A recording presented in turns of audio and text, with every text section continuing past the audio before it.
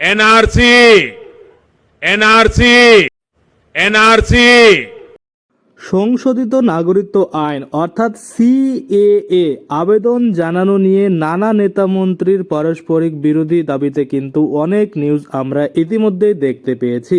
এমনিতে কিন্তু একটা উদ্বাস্তু মতুয়া যারা রয়েছেন তারা কিন্তু চিন্তিত রয়েছেন তাদের নাগরিকত্ব নিয়ে, কারণ দীর্ঘদিন ধরে তারা নিঃস্বার্থ নাগরিকত্ব চেয়ে কিন্তু এই যে দাবি তাদের সেটা কিন্তু জানিয়েছে। তবু কিন্তু তারা এই যে নিঃস্বার্থ নাগরিকত্বর দাবি সেটা কিন্তু পুরোপুরিভাবে পায়নি। কিন্তু তারপরেও যারা কেন্দ্রের শাসক দলের আশ্বাসে আবেদন করেছিলেন, নথির অভাবে কিন্তু তাদের আবেদন খারিজ হয়ে যায় এবং তাতে তারা কিন্তু আতঙ্কিত রয়েছে, কারণ বাংলাদেশে বসবাসের যে নথি চাওয়া হচ্ছে তা তাদের কাছে কিন্তু নেই। অতএব এতদিন যা ভোটার কার্ড এবং আধার কার্ড ছিল সেগুলো কিন্তু এখন আপনারা বুঝতেই পারছেন, কারণ কলকাতা হাইকোর্টের বিচারক কিন্তু প্রশ্ন তুলে দিয়েছেন যে আপনার কাছে আধার কার্ড ভোটার কার্ড থাকলেই যে আপনি ভারতীয় নাগরিক তেমনটা কিন্তু নয়। এটা হয়তো আপনারা সকলেই জানেন। এবং আরও এর মধ্যেই কিন্তু জানানো হয়েছে এখন নিজেকে বাংলাদেশি প্রমাণ করে বা বাংলাদেশি ঘোষণা করে যখন আপনি আবেদন করে দিয়েছেন এবং আবেদন করার পরে আপনাদের আবেদন অ্যাপ্রুভাল পায়নি, তাহলে পরবর্তীতে আপনাদের কি হবে সেটাই কিন্তু অনেকে ভেবেচিন্তে আতঙ্কিত রয়েছেন।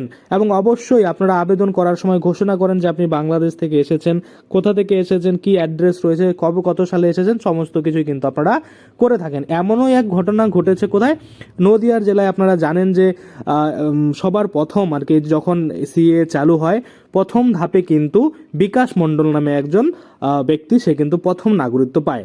12 বছর আগে বাংলাদেশ থেকে, ধরুন 12 বছর আগে সেই ব্যক্তি বাংলাদেশ থেকে কিন্তু ভারতে এসেছিল এবং আসার পরে নদিয়াতে বসবাস করছিল। সেই নদিয়ার যে বিকাশ মণ্ডল রয়েছে তিনি কিন্তু প্রথম দফায় নাগরিকত্বের শংসাপত্র পেয়েছেন। কিন্তু একই সঙ্গে আবেদন জানিয়েও পাননি তার প্রতিবেশী অলোক বিশ্বাস, অর্থাৎ তারই সাথে কিন্তু আরও এক ব্যক্তি আবেদন করেছিল অলোক বিশ্বাস, তিনি কিন্তু আবার নাগরিকত্ব পায়নি, কারণ তার কাছে কিন্তু পর্যাপ্ত পরিমাণে বাংলাদেশের ডকুমেন্টস ছিল না, সেজন্য কিন্তু নাগরিকত্ব পেল না। এবার কথা হচ্ছে সেই অলোক বিশ্বাস যে বলছে এখন আমাদের কি হবে, এই যে এনআরসি শুরু হলে আমাদের ডিটেনশন ক্যাম্পে পাঠিয়ে দেবে কিনা বা পুনরায় আমাদের বাংলাদেশে পাঠাবে কিনা, কারণ আমরা তো ঘোষণা করেছি যে হ্যাঁ আমরা বাংলাদেশ থেকে এসেছি, এত সালে এসেছি, পর্যাপ্ত পরিমাণে ডকুমেন্টস দেখাতে না পেরে তার জন্য কিন্তু আমরা এই যে আমাদের সার্টিফিকেট সিএ আইনের মাধ্যমে বা সিটিজেনশিপ অ্যামেন্ডমেন্ট অ্যাক্টের মাধ্যমে সেটা তো আমরা পেলাম না। এই জন্যই কিন্তু অনেকে চিন্তিত রয়েছেন। তারা কিন্তু এটাই বলছেন যে ভবিষ্যতে আমাদের কি হবে সেটা কিন্তু আমরা জানি না, বা ভবিষ্যতে আমাদের জন্য কি অপেক্ষা করে আছে সেটাও কিন্তু আমাদের জানা নেই। এই সংশয় রয়েছে অনেকের মনেই। সেই ছোটবেলায় অনেকে এসেছেন, আবার অনেকেই কিন্তু খুব শীঘ্রই খুব দেরি না খুব কাছে এসেছেন, মনে করুন 14 সালের পরেই এসেছেন। অনেকেই জানেন যে 2014 সালের 31শে ডিসেম্বর অবধি আসলে আপনারা এই সিএ আইনের মাধ্যমে নাগরিকত্বের জন্য আবেদন করতে পারেন। আর যারা 2014 সালের 31শে ডিসেম্বরের পরে এসেছেন তারা তো কোনো মতেই আবেদন করতেই পারবেন না। এবং 2014 সালের 31শে ডিসেম্বরে যারা আগে এসেছেন তারা আবেদন করার সময় আপনাদের কিন্তু বাংলাদেশের একটা ডকুমেন্টস লাগছে।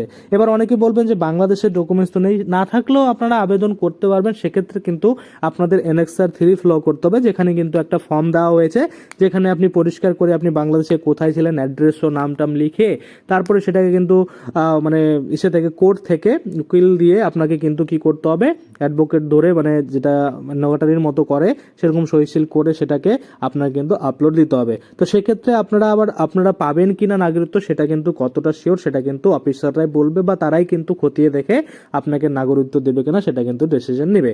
তো এক্ষেত্রে অনেক বাংলাদেশি রয়েছে যাদের কিন্তু প্রবলেম হচ্ছে, এনআরসি হলে কিন্তু তাদের খুবই প্রবলেম হবে, যার জন্য কিন্তু তারা চিন্তিত রয়েছেন। তো এর জন্যই কিন্তু অনেকেই ভাবছেন যে বাংলাদেশিদের হয়তো নাগরিকত্ব দেবে না। তো এমনটা নয়, নাগরিকত্ব কিন্তু দেওয়া হচ্ছে বা সার্টিফিকেট কিন্তু সিএ আইনের মাধ্যমে দিচ্ছে। কেউ কেউ পাচ্ছে যাদের কাছে ডকুমেন্টস রয়েছে, কেউ কেউ পাচ্ছে না যাদের কাছে ডকুমেন্টস কিন্তু নেই। তো আশা করি আপনারা বুঝতে পারছেন। তো পরবর্তী আপডেট পেতে এনআরসি হোক বা এই সিএ বা এনপিআর সমস্ত কিছুই কিন্তু আমরা এই ভিডিও এই চ্যানেলের মাধ্যমে ভিডিও দিতে থাকবো। তো অবশ্যই চ্যানেলটাকে সাবস্ক্রাইব করে পাশে থাকবেন। আজকের জন্য ভিডিওটা এখানে শেষ করছি। ধন্যবাদ।